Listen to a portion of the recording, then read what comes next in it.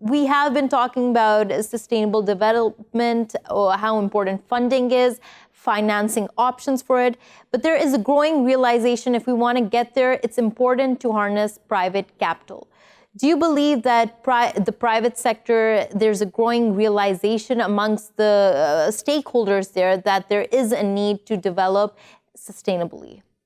I think there is a consciousness in the business community that sustainable development is really the only way to go, but I think the progress is slow.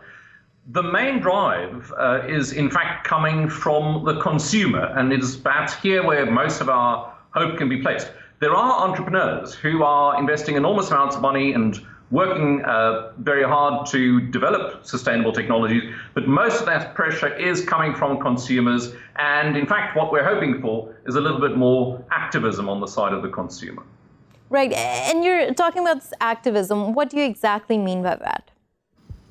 Well, the first thing to note is that the consumer has an enormous role to play in the society through its consumer behavior. It buys, it spends its money.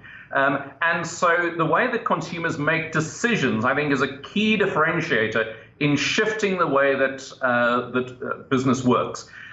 And then, of course, there is the opportunity for business itself to be a good corporate citizen, and through its own so-called CEO activism or executive activism, make decisions around its own value chains, the way that it procures, and the kind of value chains that it uses to provide products and services to consumers. So there's an enormous opportunity here, not only for consumers, but also for business. And we can talk about government's role as well.